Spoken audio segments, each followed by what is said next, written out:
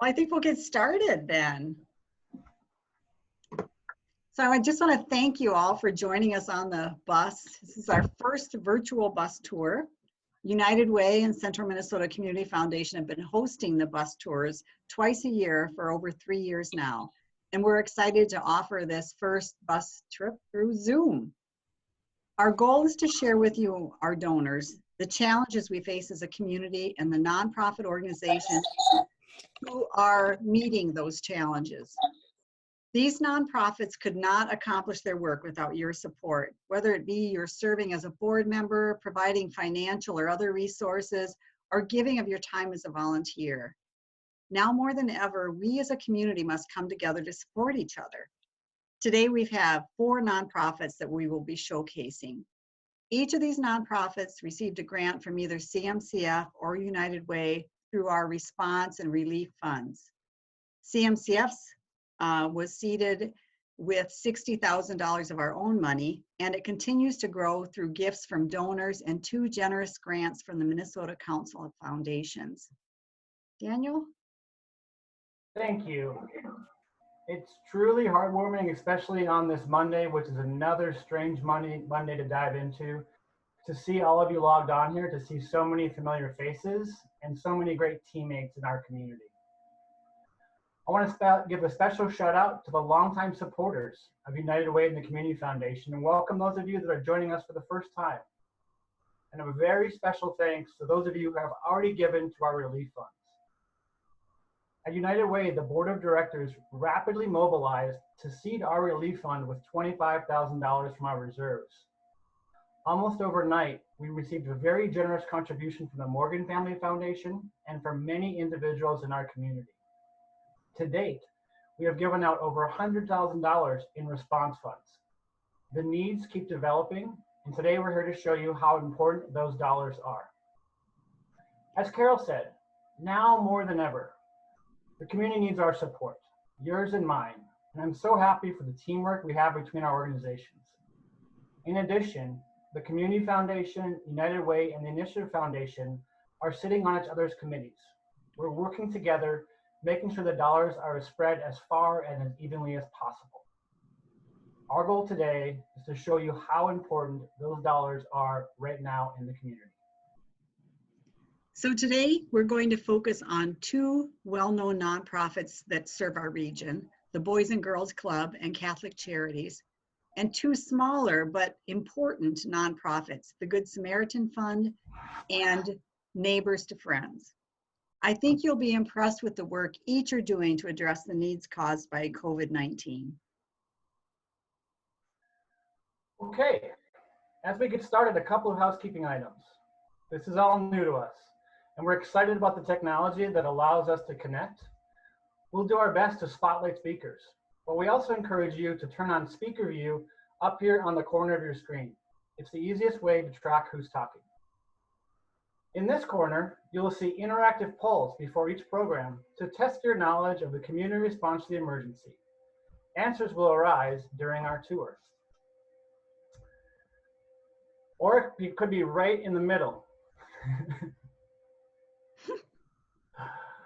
Okay, we want your questions too, so please type them into the chat, and time permitting, we'll address them after each visit or at the end of our hour. So, for now, please keep your hands inside the windows. If you didn't throw out your gum already, please keep it in your mouth and remember not to reach underneath the seats. Our first stop is the Boys and Girls Club on the south side of St. Cloud.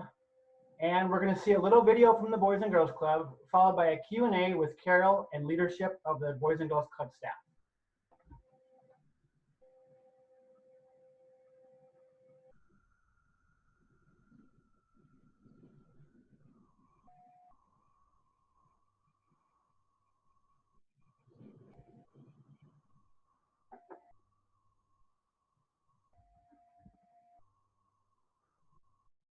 Do whatever it takes to give every kid a chance at a great future.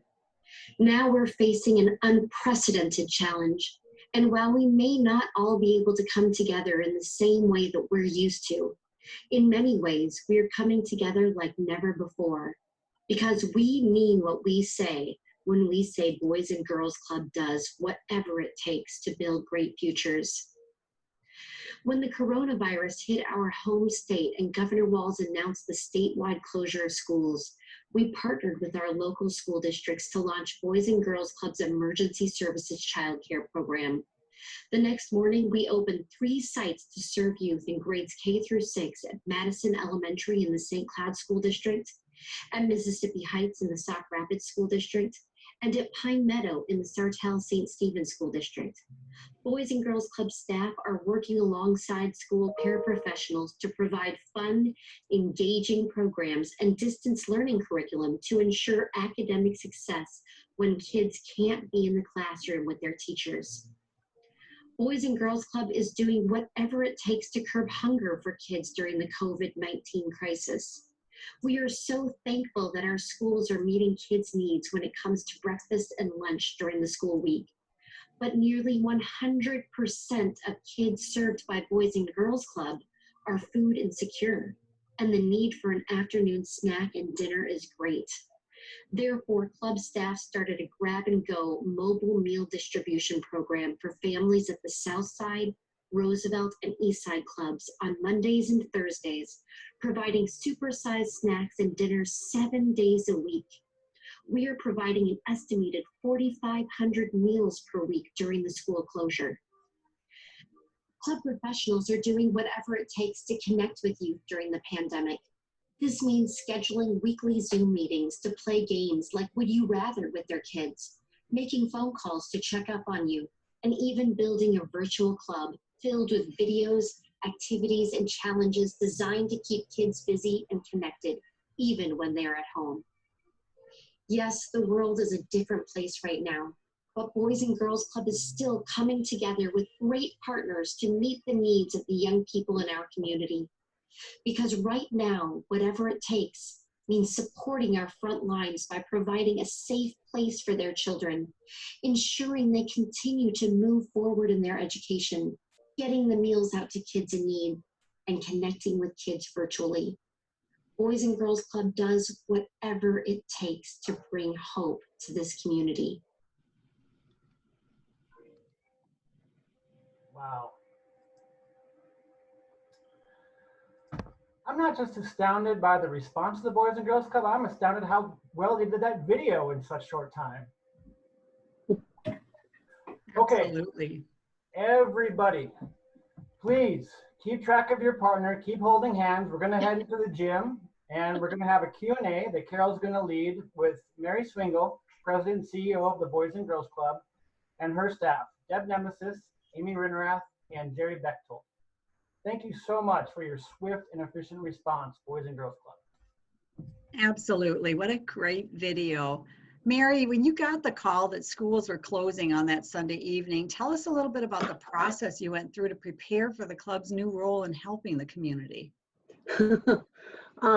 Well, when we heard from the superintendents, their first question was, are you up for this? And I said, absolutely.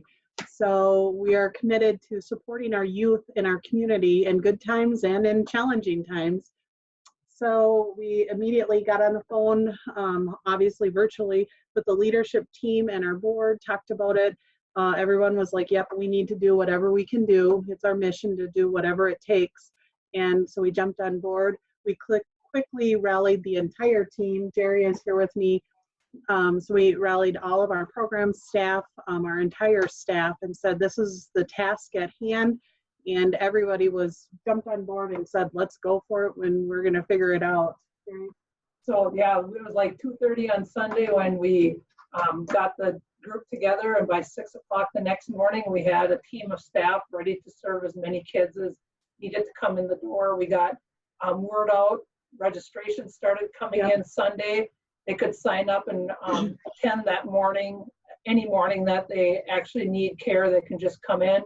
And then we worked with the school district. Paris started within a week at the sites to help staff it. And now we're really working with the social distancing, keeping kids in small groups, keeping them in the same group. So our teams are no bigger than 10, and that's including all the adults in that area as well. So it's it's really been a fun learning experience. We, of course, safety is always our priority, and so immediately not only the safety that we normally use regarding no one-on-one and pieces like that, but also we quickly were connecting with individuals from Centricare on the safety precautions that they would recommend in a COVID pandemic situation. So by 6 o'clock the next morning, not only had we organized for the sites to be up and running, we had the meal programs weren't running within the schools yet for lunch, so we coordinated overnight snacks and figured out meals so that we would make sure that no child would be hungry in the site the next day, as well as all of the programming that went in to quickly overnight adjust supplies, programs from places, you know, wherever they were at, to get them ready to go at the 3 sites. So it was an all hands on deck, and absolutely everybody jumped on board and said, yes, we're going to do this along with our board. Wow, that's amazing. So what's the response been to the virtual programming? So we've got 2 sets of programming going. We've got the actual programming in the sites, but then as you just said, we do have the virtual programming too. So within a week, we had launched our virtual programming. So the virtual programming supports the normal 6,500 plus youth that we serve. And so with the virtual programming, again, safety is priority number 1, to ensure that the kids, that there are always at least 2 adults in every group with the kids. You've all heard of the Zoom hackers or whatever they're calling it. So if we're using Zoom, making sure that nobody is touching or infiltrating into our Zoom meetings. But the response has been overwhelming. Amy is on the line. Amy, do you want to talk about some of the response to the virtual programming?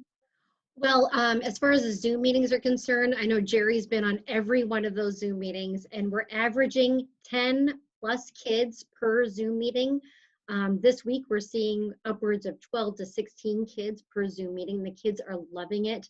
They're typically doing scavenger hunts during these Zoom meetings, or would you rather games, or show and tell. And the kids are just excited to be able to connect with not only their program manager that they're used to seeing, but all the other kids that they're used to seeing at their Kids Stop site or in school. So it's just really great that we give them that opportunity. Then also, we launched a virtual club, which we're really excited about. You can go on to our bgcmn.org, our website, and go /virtual-club, and you'll find our virtual club online. As of to date, within just a little bit over a week, we have over 21 activities available for our kids that were either curated by our staff, so external content from other Boys and Girls Clubs, but also our staff are creating their own videos and activities. So we have STEM with Angel, where she's doing different experiments with the kids. She's teaching them how to draw. Natalie, our dance artist, is doing dance choreography programming, just really exciting stuff to keep kids active and keep them connected to the club when schools are closed. We're measuring this by monitoring the number of page views on Virtual Club, as well as the number of views on our YouTube videos.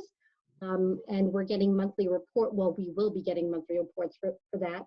We're also looking into other ways of measurement as well. There's something called mobilepermissions.com, where we're looking into that for just, gathering reports and analytics about the success of this program.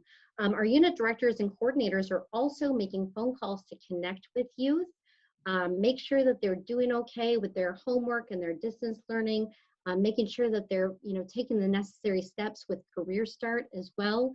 So lots of virtual programming taking place. And with those Zoom meetings, we are hosting at a minimum of 20 different meetings a week with that. So when Amy's saying 10, 12, 15, 20 kids on a meeting, we're doing at least 20 of those a week.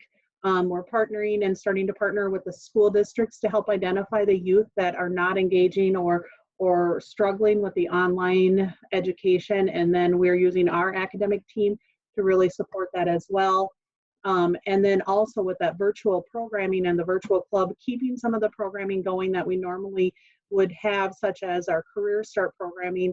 We've been able to keep the career programming going. We've have businesses that have reached out, and we'd love to connect with more that would like to be part of that and help create videos and educational pieces that then we can follow up with sessions just with kids as we're continuing to want to make sure that our kids are prepared for careers and life after high school, especially, you know, our seniors that are graduating this year, to make sure that they have the tools in hand to either go on to school or a career or whatever their choice is. So it is academic, it is fun, really focusing on the social, emotional well-being of our youth as well.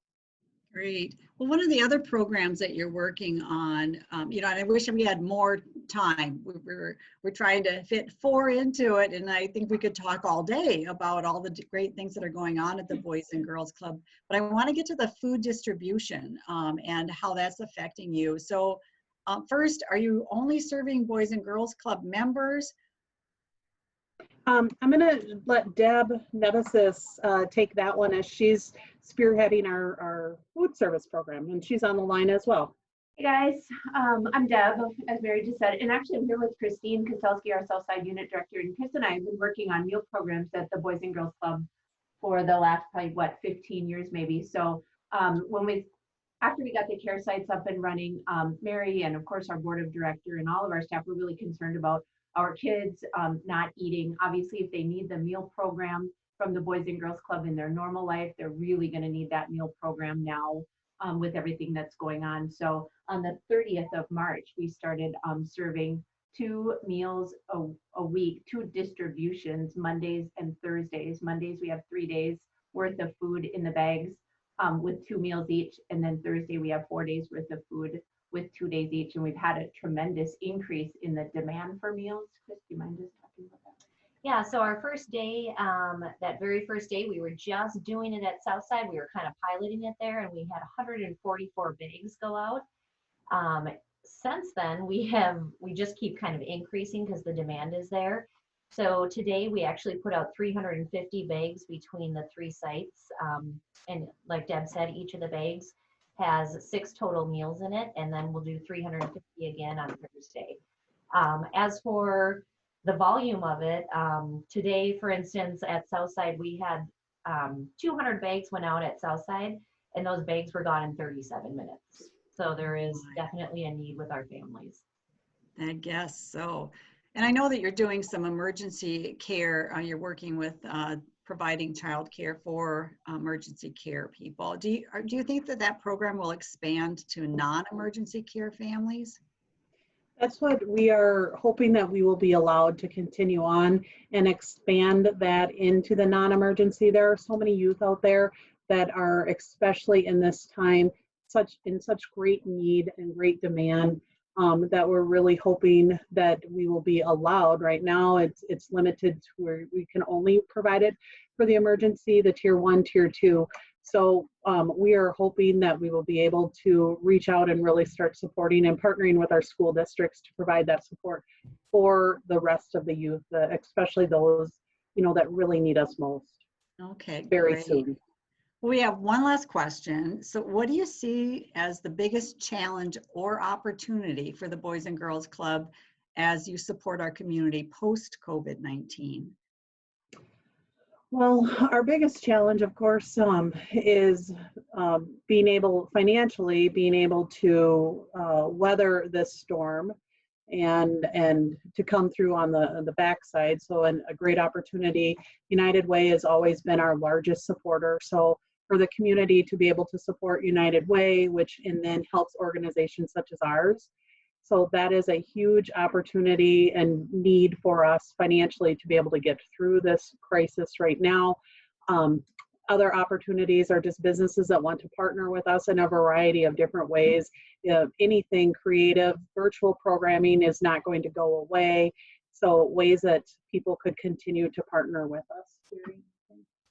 Well, I would say that's the biggest thing. And then we are also making sure that all of our kids have masks if they need them. And then all of our employees and paras. So if anybody knows of anybody who has extra cloth masks, we would be a place where they can donate. Great, that's fantastic. Well, I really appreciate the Thank you. time and, you know, all the work that you guys are doing here. I know that United Way and CMCF and the whole community is counting on the work that you're doing. So thank Well, you. we Thank thank you. you all for your support as well. Yes, So thank thank you. you. Daniel, where are we going next? Well, I want to make sure everyone gets back on the bus. I'm a little concerned about a couple United Way staff members. Did anyone see Larry Olness and Alexis running off to the playground? I think they were headed there with Steve Jewell. Okay, they're on here. It looks like Melinda and Mimi are back too. So we're going to head around St. Cloud and we're going to learn about the work of the Good Samaritan Fund. For those of you that work in nonprofits or are close to programs, you'll know there are a lot of great programs that do very specific work in our community. The county does very specific work. TRICAP does, Catholic Charities, Lutheran Social Services. And there's one place that so many programs turn to when they have no other options. When a family is at the brink of falling off of having a home, when they need a little help to keep going to work through transportation, the Good Samaritan Fund is flexible, it's responsive, and it's always been there for our United Way resource navigators when we've turned to them. Today we have Bob Covell and Bruce Campbell from the Good Samaritan Fund, who have been doing work for over 20 years in central Minnesota to fill in the gaps when all other programs can't serve someone. So we're going to see a PowerPoint as part of our tour of the Good Samaritan Fund, curated by Bob and Bruce, and then we're going to have more questions by Carol.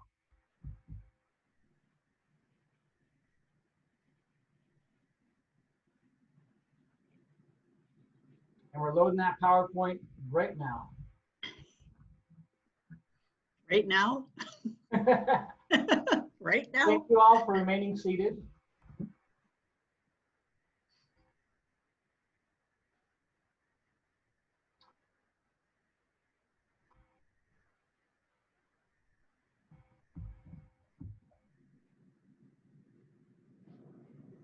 Okay, we're turning it over to you, Bob and Bruce. Okay, Bruce, are you around?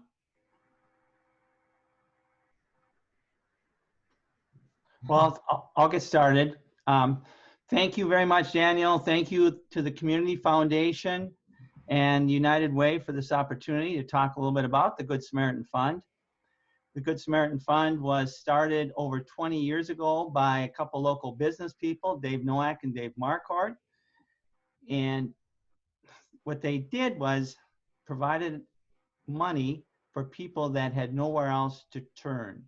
That these people had tried other agencies, and those agencies either were out of money or did not fit their particular criteria that the agency had for assistance. And so hence the Good Samaritan Fund was started.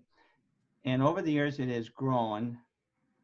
Last fiscal year, we assisted 654 individuals, provided about $155,000 of emergency assistance. And one of the big things about the Good Samaritan Fund, we are associated with the Community Foundation, very strong partners with the Community Foundation. Actually, legally, we are part of the Community Foundation, but we have our own separate board. We have our own separate funding, our own separate accounting. But our funds we raise, which comes from the public, 100% of all donations are used for emergency assistance. We have very low overhead, and that overhead is paid for by our board of directors. So that if you give us $1 donation, that $1 goes for emergency assistance. And we're very, very proud of that. Over the years, we have served a lot of individuals. Our fiscal year is June 30th. In the last 9 months, we have provided assistance to 539 individuals, 238 cases. And some of those people are homeless. Some of those people are victims of domestic abuse. Some of those people have medical needs. We get referrals from many different agencies. Bruce, are you on the line, Bruce? Hello, Bruce. Okay, sorry. I guess it's just me today. So anyway, what we do is we continually raise money because in the history of the Good Samaritan Fund, we have never been able to provide all the assistance that has been requested of us. You know, we're partners with not only the Community Foundation, but we also are partners with Catholic Charities. Catholic Charities processes our checks. So what happens is we get a referral from an agency. Typically, we work with over 40 agencies in the central Minnesota area. Those agencies, you can see them all there. A lot of them come from the counties, and they refer people that they can't help to us. And what we do is we screen these people. Bruce Campbell, he's our case coordinator, and he screens these people. He's like a hound dog. He investigates them to make sure that this is not a scam, to make sure it's legitimate. And if it is legitimate, then it gets put up to a vote by some of our volunteers, of our board members. We have a board of about 15 to 20 people, and 5 to 10 of them will vote on the case. They have to rate the case over a 5 to get funded. You rate it from 1 to 10. 1 means case is not worth funding. 10 means it's the best case you've ever seen. Help these people. And because Bruce does such a great job, we have very few cases that don't get funded by our case committee. So the process is very thorough. It's legitimate. We make sure the money goes to people that need it and deserve it. So for the last 9 months, you can see most of our emergency funding has gone to fund housing. And these are people that either were homeless or were being evicted from their apartments, or that somehow didn't have any place else to go and needed the first month's rent or whatever it happens to be. So most of the funding has gone to housing. Vehicle repairs, what happens there is that the people don't have any money, because most people live from paycheck to paycheck, and their car breaks down, they can't get to work. So we can help those people out if it's a legitimate case. Medical, a big part of the medical is anesthesia. Most people don't know that Medicare and Medicaid don't fund anesthesia. So if people need a rotten tooth pulled, they can't get any assistance for that. So that's a big part of our medical, and there are other medical needs as well for people that don't have insurance and can't get Medicare or Medicaid. We will fund some of those cases. And the other cases a lot of them are miscellaneous things. It might be utilities, whatever the case may be, but a lot of it is housing related, and a lot of it is people that have been evicted, abused women, or homeless people. So that is a big part of what we do. Now, a little bit of history. Dave Marquardt was the prior chair, and I took over for Dave about 5 or 6 years ago, at which time we were funding about $80,000, and we have this year committed to fund $180,000. We're not sure we can raise all that money, but we're well on the way to it, except we had a little bit of a problem in February and March with something called COVID-19, but we are committed to spend $15,000 a month now in emergency funding. And we did get a nice little grant from the United Way of $2,600, which we thank you very much. We have already spent it all. We'll provide those details to you sometime in the next month or so, but we are still trying to raise money. We have a testimonial that we want to share.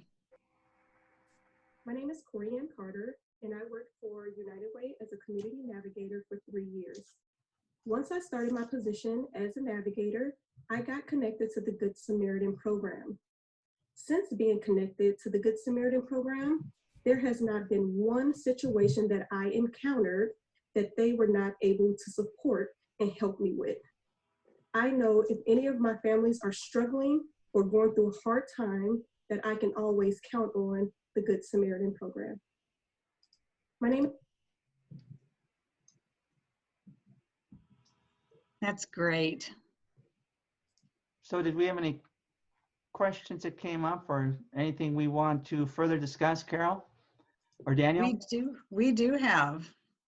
So I know that Bruce is trying to connect on. So if he does manage to get on, we'll have him join in then, because I'm sure he's got some great stories of people and situations that really kind of hang with you. And I imagine, Bob, that over the years there are those cases that just kind of sing to your heart a little bit about being able to help them. Is there any that you'd want to share right now? Well, I know Bruce reads a number of notes from people that are so grateful that they've gotten help from us that you almost have tears on the paper that they send over because they were kicked out evicted and nowhere else to go. And we gave them a few $100s and were able to keep them in their apartment or get them a new place. And these people they're almost crying to us in response. And a lot of them want to help us. They want to pay us back. And of course, we don't require that. We don't request that. If they get on their feet down the road and want to do something for us, sure, we'll gladly take their donation. But there are a lot of people that just are so grateful because these people literally have nowhere else to go. And when you have nowhere else to go, I mean, you're at your wit's end. It's not only financial assistance, it's mental health assistance to keep them going. And that's one of the reasons why I personally have decided to be the chair and try and raise us to a level where we can hopefully someday say that, everybody that wanted assistance, we were able to help this year. We've never, ever been able to do that in 20 some years. And as the board chair, that's my goal. That's fantastic. Do you have any idea the number of people who you've had to turn away because of lack of funding? I don't know. I know it's a lot. Bruce has those numbers. I don't know. All I know is that Bruce will call me up once in a while or tell me during a meeting that, well, I had to play God again this year, quote unquote God, because we were spending all our money and there were still a lot of cases that were worthy of funding that unfortunately we just couldn't fund. Great. And my understanding too is that when you do this funding, it's not for people to come back month after month asking. The whole purpose of the Good Samaritan Fund is that every once in a while a person comes along with something that just blocks them and they need that little leg up. And that's really what the Good Samaritan Fund is all about. Would that be accurate? Yes, we're one-time emergency funding. We don't do repeat business. It's to help people get over an emergency crisis, a one-time situation.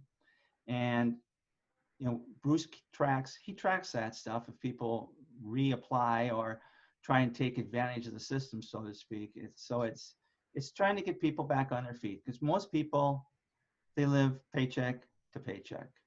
And half of the people in the country live paycheck to paycheck, and something goes haywire, they have a problem. Right.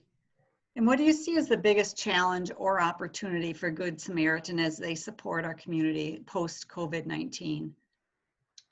Well, I hope I'm wrong, but I'm afraid we're entering the perfect storm here. We've got 1 out of 5 or 1 out of 6 people in this country now out of work. There's a lot of need, 20 to 30 million people out of work. And I'm afraid the need is going to be just extraordinary. It's going to be extraordinary need. And so you have that on the one hand, and then on the other hand is, and for those of you that are listening in, the participants and your donors, I would just like to say thank you so much for your past support. But if you tell me today you can't support us, I understand, because most people with this pandemic have taken a double hit. And by that I mean their retirement fund or their investment has gone down 20 or 30%, and then their business, unless you're in the grocery business, the liquor business, or Amazon, you're hurting. Your business took a hit. So not only did your asset base took a hit, but your actual business took a hit. And if you're working, you don't know if you could have a job in 2 months, depending on how long this thing goes. So I'm afraid of the perfect storm where the need is going to be extraordinary and the money is not going to be quite as good as it has been the last 2 or 3 years. So that's my concern. Mm-hmm. And that sounds very reasonable. I know that too, being that last resort person, so many times you are funding because maybe Catholic Charities has run out of money, or other agencies have run out of money, and then they'll contact you to see if you can help in those situations. And you're going to get even more and more inquiries on those kinds of unique situations as well. Now we're hoping that there'll be a time at the end for more questions, and we'll hope that Bruce is able to be on and maybe he can share a story or two at that point then. So thank you so much, Bob. Thank you very much also. Appreciate it. Daniel, where are we going? Okay, we're gonna head to Lake George. It's important for us to go and see a very responsive organization, probably the definition of innovation in our community, which is Neighbors to Friends. In fact, they received the Innovation Award from the Greater St. Cloud Development Corps last year for their incredible new program called Shower the People. A lot of you have probably heard of it, but you may not have heard of all the other things that they've already been doing in the community and what they're doing to respond right now to people experiencing homelessness. As we queue up the video, I want to say thank you so much, Bob, for sharing from your heart and for sharing all the time you do with the Good Samaritan Fund. The Good Samaritan Fund truly is the emergency fund for all the emergency social workers out there. They turn to you when they can't find a way to help someone, and we need you there. Thank you so much. If you're able to see the polls, please participate in them. We'll try and share the results at the end. Hopefully you are seeing the answers emerge from the discussions and the videos. And when we're ready, we're going to see now a video from Neighbors to Friends, followed by a Q&A with their founders, Nancy Dyson and her partner, Jason.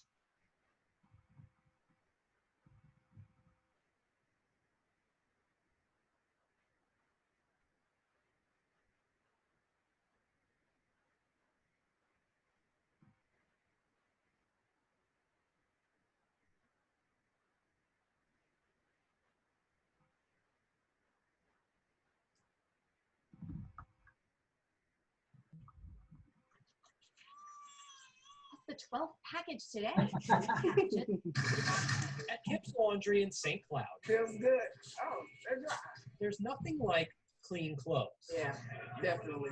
Even better, today everyone here gets it done for free. It's a start and it's helpful. Oh yeah, I appreciate it. On the first, third, and sometimes fifth Tuesday of every month, those in need are able to stop here and do their laundry for free. Expanded from just people who were experiencing homelessness to people who were living on the margins. Nancy Dyson realized a need finding people washing clothes in fountains at Lake George and St. Cloud. Through donations with her nonprofit Neighbors to Friends, she's able to make this happen. The recent study showed the number of homeless in central Minnesota jumped 20% from the last count several years ago. One thing led to another, and through free laundry, Nancy also noticed some haven't taken showers in days, sometimes weeks.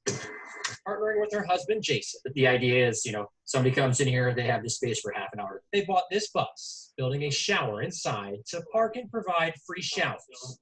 Jason understands the need, as he was homeless years ago. I know exactly what it's like to be on the street. Both Jason and Nancy know a free load of laundry or shower won't solve this issue completely, but it can maybe make someone's day just a little bit easier. I'm personally doing it because I was there. I know how bad it sucks, and now I have the opportunity and the ability to do something about it. And this bus will officially launch later this week. Nancy and Jason told me they plan to make their first stop at Lake George within St. Cloud. They also plan to make other stops throughout the St. Cloud area, also the I-94 corridor to Maple Grove. In Sauk Rapids, Alex Hagan, KARE 11 News. At Kip's Laundry in St. Cloud. Feels good. Okay. Thank you so much for that video. United Way was very happy to make our very first Relief Fund grant to rapidly respond to the call from neighbors to friends as they are trying to isolate individuals who are at the highest risk of health issues during this time. And we're lucky to have Jason and Nancy with us and learn about their continued efforts with a couple questions from Carol.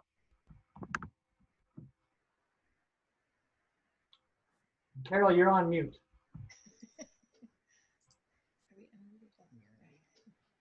There we go. Yes, I would thank you, Daniel, and thank you, Jason and Nancy, for joining us today and telling us about your program and what you're accomplishing. Can you tell us a little bit about how people experience homelessness have been affected by this crisis? I think one of the biggest things that has happened is as we've been tightening the closures in our area, that's eliminated a lot of places for our homeless friends to hang out during the day. For example, one of the biggest places that people go to is the library. And once that shut down, that eliminated a place for people not only to use the restroom, to wash their hands, but also to be connected to the rest of the world through the internet. Most people who are on the streets have phones, but they're not necessarily hooked to the internet, and they're not always paid for. So sometimes people have phones that they owe their bill and they can't use it. So they use the library to connect with the rest of the world. We've actually encountered a few people on the streets in the last few weeks who didn't know what was going on, who had heard that there was some kind of spread of some kind of disease, but they didn't really know what was happening. So that was one of the biggest things that affected the homeless. But as other things have shut down, restaurants, community meals, they were really active up until when the COVID hit, but there wasn't a way for people to gather to do community meals. So food insecurity has been another huge part of the struggle for people that are on the streets right now. So what are you doing differently to help and serve the people experiencing homelessness? Yeah, so our two programs that were just highlighted in that reel are both not able to be up and running right now. Of course, our laundry program gathers about 100 people in 2 different laundromats on a given Tuesday, and of course we can't do that now, so we had to figure out another way that we could help folks. So right now, that money that was going to the machines in those 2 laundromats are now going into little baggies with 2 little Tide Pods, and those are getting delivered to our friends who are now being emergency housed in our local hotels. And we're doing that once a week. And we just figured out today, we just went and got another $250 worth of quarters, that it's about the same amount of money that we're using for that program that we were for Laundry Love. That's going to grow, of course, because right now the population that's not being served in the hotels is still greater than the people there. So there's going to be a lot more people that are going to need to be brought indoors. So that's one way that we're doing our program. The shower truck can't be up and running either. Up until recently, it's just been too cold. We can't run it when it's below freezing. But right now we're very concerned about the safety of having people come in and use a shower that can't be necessarily cleaned the way that I would want it to be cleaned. We just don't know the nature of this disease. And so we want to be very, very careful, and we only want to offer things that are very safe to our friends. So that has changed as well. But as you mentioned, we've got this wonderful grant from United Way to help house people in hotels, and we're partnering with other agencies in town. One is our good friends from Homeless Helping Homeless, and they've helped get, I think we're up to 40 some. I think we're at 48 people that are either housed in motels or in other type of other supportive housing. Yeah, and yeah. And that is obviously a way to get people the showers that they need and a way to stay clean. These are folks who are living under bridges, in the parking garages. Yeah, every person that is in a motel now was they were considered unhoused. They weren't in a shelter. They weren't staying at a friend's. They were either in a tent outside, sleeping under a bridge, or sleeping in their car. Yeah. Wow. Is there a story about someone that you were able to help that's had significant meaning to you that you could share?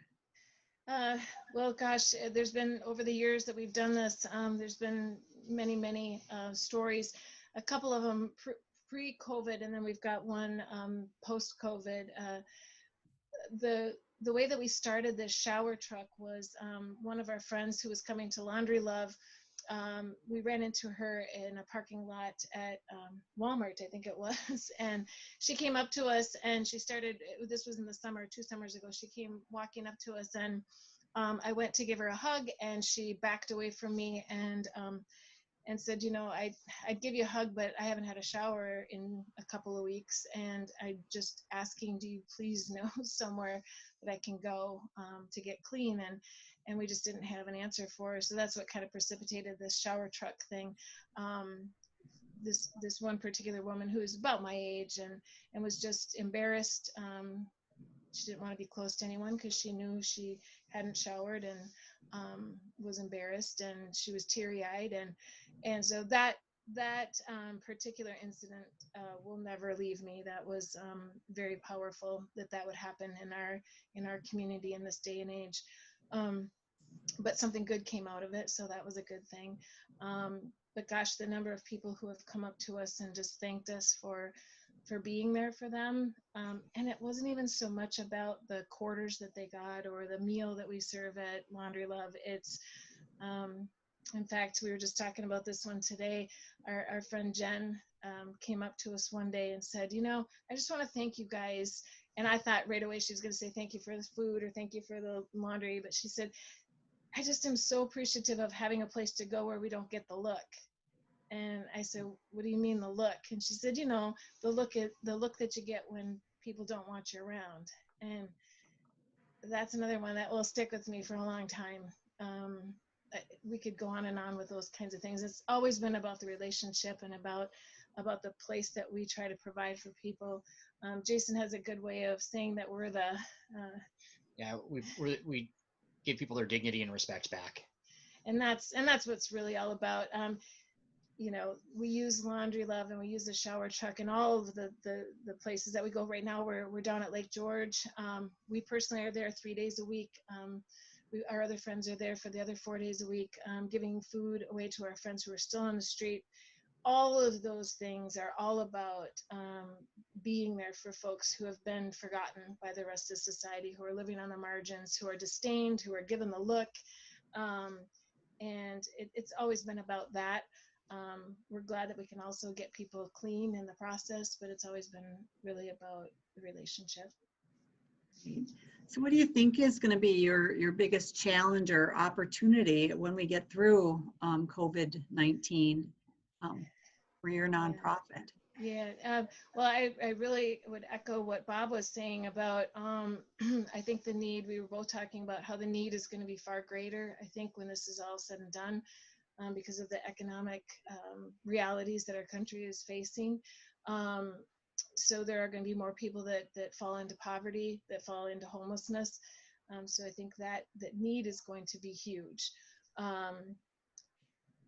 Trying to find the opportunity and the sunny side in that. We were talking about how a bright light has been shining in all the areas in our community and in our nation where we're falling short, right? Whether it's food insecurity or housing, we can't ignore it anymore. It's front and center. It's what's driving a lot of the changes that we're making in the country right now. So if there was an opportunity, it would be that hopefully when this is over, that bright light will still be sort of shining in those areas and that we can start addressing some of the issues. One of the other areas that we're passionate about is housing, of course. And we've got a couple of tiny homes in the works. Those had to be put on hold for the reasons that we're all aware of. But once this is done, we're hoping that those houses can be completed and moved into well, into our little neighborhood. I don't know if you can see in the back. We live in a tiny house, and when the wind was blowing, I don't know if you saw us, we were kind of shaking. But so we really want to be able to house our friends here in our neighborhood in tiny homes too. So that's another opportunity that I hope will come to fruition. Wow, that's amazing. You're doing wonderful work, and we are lucky to have you in our community supporting people. So thank you. Okay. Thank you so much, Nancy and Jason. Please run for something. You have my vote. You both are amazing. So often at United Way, when we talk about the funds that we are giving to individual organizations like this who are doing frontline, responsive, direct service work, people ask, but what about the whole community solution? What about the systemic issues? And I want to let you know that Nancy and Jason attend. They're very active. They look at a policy level. They're involved in every group in town, and they are such great advocates for the need in our community. And I just feel so fortunate for us at United Way and the Community Foundation to support your efforts. And best of luck. Please keep at it. Thank you. Absolutely. Okay, we're so lucky that we got to showcase two of the real grassroots new organizations in our community who are responding to emerging needs. Now we're going to also look at Catholic Charities, which is the first place anyone turns to when they're in need of food or when they're in need of emergency services. Catholic Charities has been serving central Minnesota for decades. I talked to their grant manager the other day, and they had a $17,000 increase in the cost of their food shelf. So I'm so happy that Central Minnesota Community Foundation was able to award one of their first grants to the food shelf. They need our support now more than ever, as people that are hungry need our support now more than ever. With that, we're headed down Roosevelt Road. Hopefully we've arrived now at Catholic Charities Emergency Services. And we're gonna see I'm not sure if it's a PowerPoint or a video from Catholic Charities, and then we're going to have a Q&A with Sue Hanks, who does run the food shelf and emergency services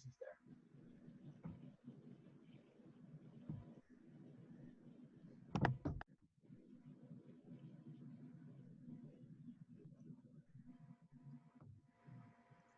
Sue, we'll turn it over to you.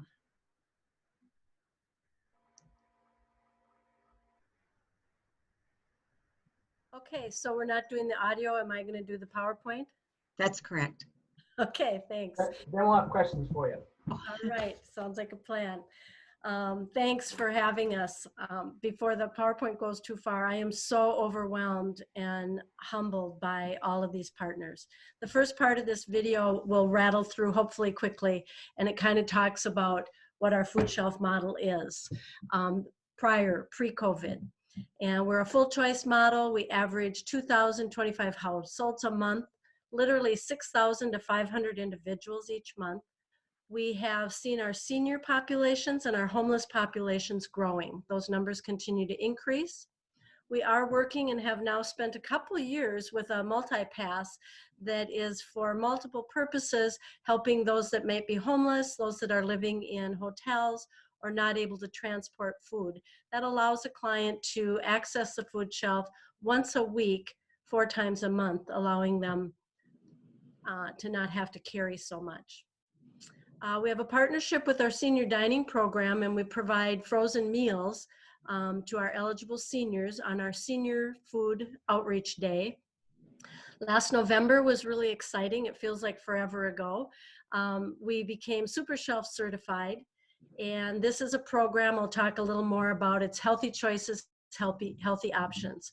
We are the second largest food rescue in the state of Minnesota. That's the truck that's going around to all local restaurants, grocery stores to pick up food rescue. Just at a glance, we're talking about over 2 million pounds of food was distributed last year. That's about 978, almost 1,000 mobile shelf serves. We have 8 sites locally that we go to. We worked with 5,420 unduplicated households we're talking about 78,000 plus of duplicated individuals served last year. Our first-time users, households, was over 1,000. We had almost 2,500 individuals that used us for a first time ever last year. We can't run without volunteers, and that's what makes it for us. We have well over 1,000 volunteers and about 41,000 hours that is utilized. Super Shelf, we get really excited. It just hasn't been a focus this last couple months. It's to transform food shelves, to create welcome environments and access to appealing, healthy food. It was founded in a partnership with a number of, you'll see on the PowerPoint, consultants that work with us on the Super Shelf. The mission, part of what it does, whoops, go ahead. We can go to the next slide. Our goal is to increase the quantity and accessibility and variety for healthy options. We've refigured the layout of the food shelf, giving prominence to fruits and vegetables and less processed kinds of foods. We changed the food categories to encourage selection of healthier options. We do still have snacks and treats though. Showcasing and promoting healthier foods by spotlighting them. We try to provide recipes or samples, and developing policy to sustain long-term practices and protect our supply and inventory, which is a challenge today. On Friday afternoon, March 13th, our regular food shelf distribution ended at noon. It was at that point I gathered all our staff right before lunch and said, life is going to be different. It's going to look different. And we knew as of that time, we had to make changes. So literally Friday that afternoon, we started arranging, identifying inventory, and starting to do pre-packed bags and boxes for distribution the following week. So we have moved to a pre-packed food relief serve, and we're serving people on Wednesdays. We do a mass distribution on Wednesdays from 3 to 7 and Fridays 9 to noon.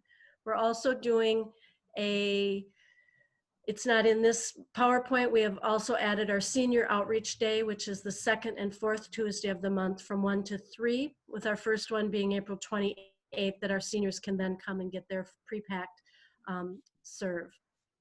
If people are going to need additional serves, they can contact us. This slide just talks about what I just said, is the seniors over 60 are coming to get their pre-packed serve. But along with that is the partnership I mentioned earlier with our senior dining program. So our seniors are able to come and get pre-packed frozen meals along with their food shelf serve. Our distribution, a lot of people will call and say, how are you doing this? I can't come in, there's too many people, I don't want to wait inside. Our distribution is provided through a walk-up service model. There's no appointment needed. We do have signs, and we ask people to do social distancing, and we ask that they stay 6 foot apart while on our premises, and we request that they approach the table one person at a time. Our mobile food shelf, which has always been in place, has continued to go out and is scheduled doing a pre-packed monthly food relief serve as well. People ask about donations. The picture shows some of the assembly line that staff are working on with packing many pre-served serves. We're accepting donations during limited hours, and we do a drop-off model on Mondays, Wednesdays, and Fridays between 12:30 and 1:30. We, of course, work with anybody that has a donation that is outside of those hours. We just need to make appointments and have it available, because we also need to have staff there from a safety aspect, accepting and weighing the donations. That's why it talks about not leaving. This is, again, the picture shows some of the setup for assembling boxes. And again, not leaving the donation outside, because we do need to collect it to ensure food safety and do our inventory tracking. We're not able to accept clothing and household donations. Many of you know that that's a part of our program right now. That is on hold. And we are not able to have any of our emergency services volunteers in at this time. That will be one of my biggest challenges down the road. Just some information, March of this year, we did last month, had over 104,000 pounds of food to over 1,500 households. There were 105 new households. That's 293 new individuals just last month. We've already seen that doubling and increasing. From March 17th through the 31st, we saw 683 households that we were serving within that. The April 1 to April 9 shows 363 households served. If you watch, that's only 3 distribution days with those numbers. So we're over 1,000. And this is data from over a week ago. So we've already that's increased since then.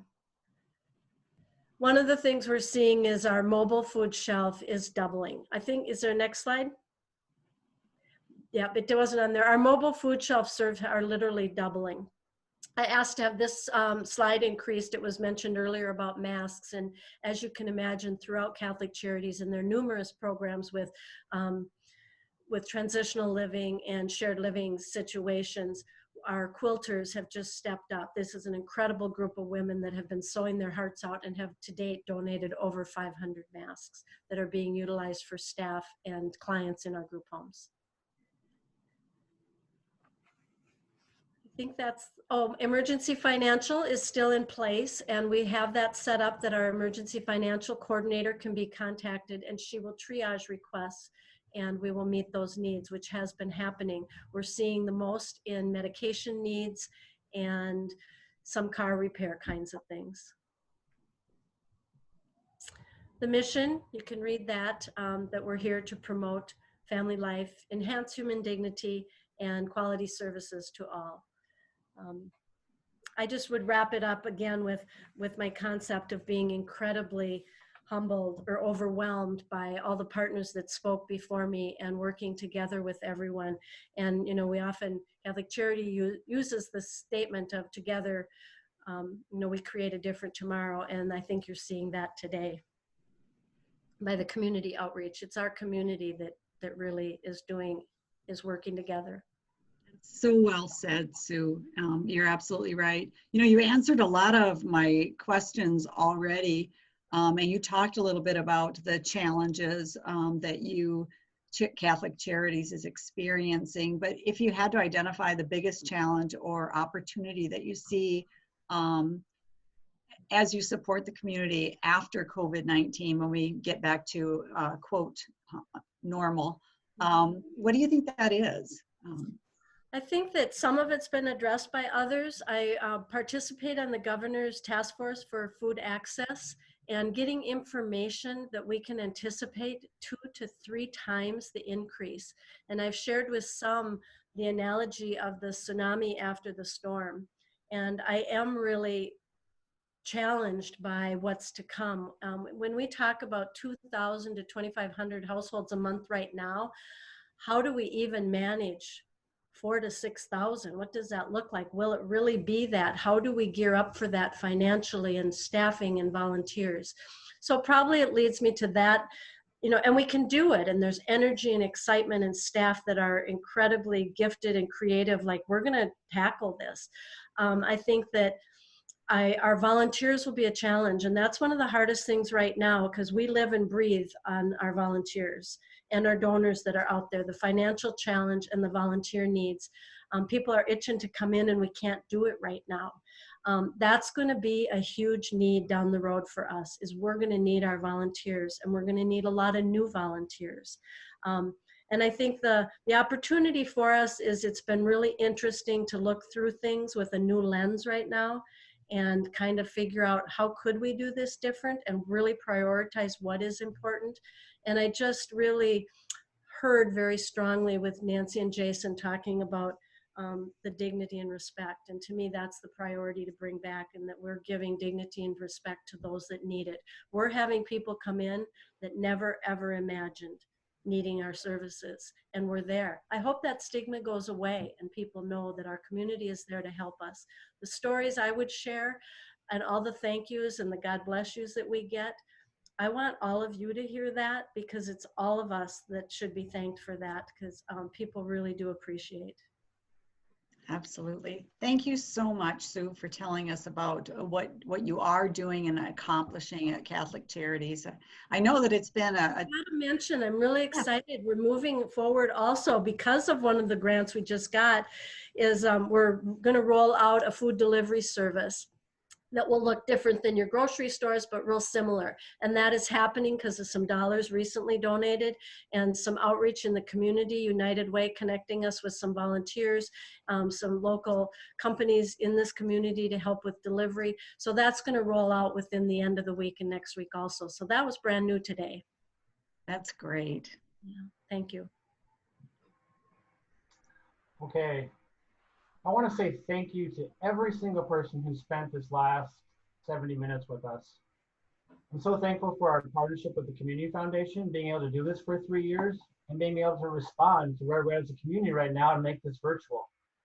Special shout out to the United Way staff and the Community Foundation staff that made this technologically mainly a success and definitely a success for our hearts.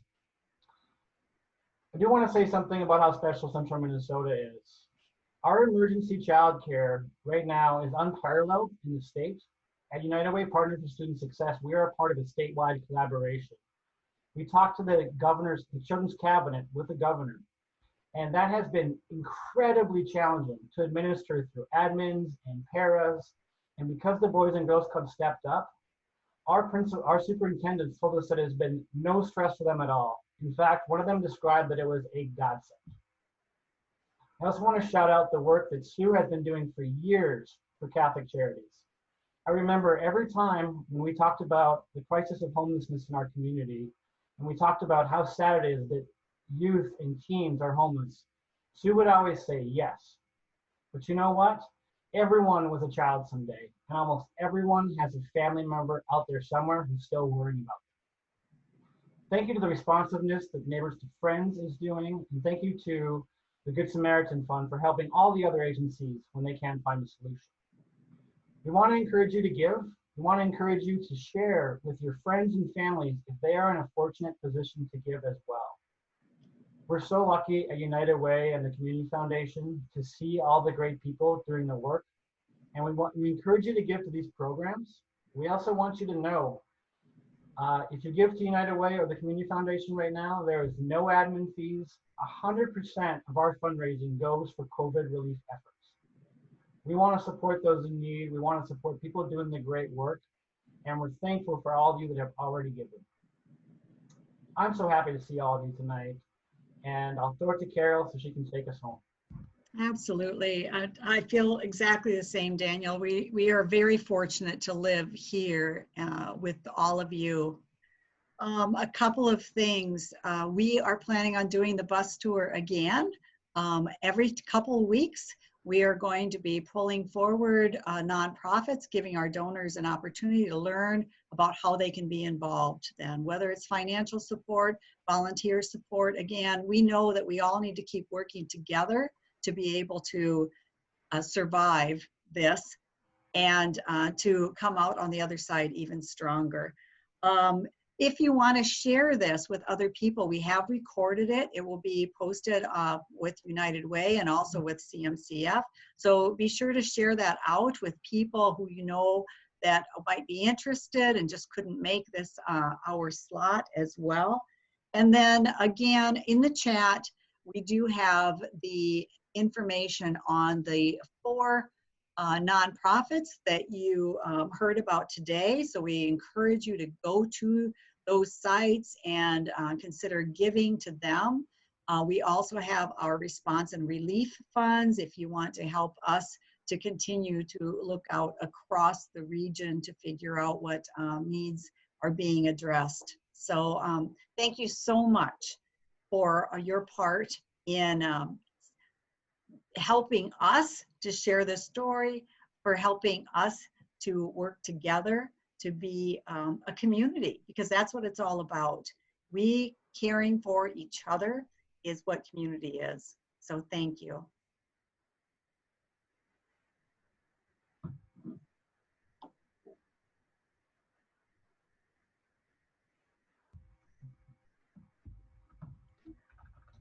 Okay. Careful on that last step there.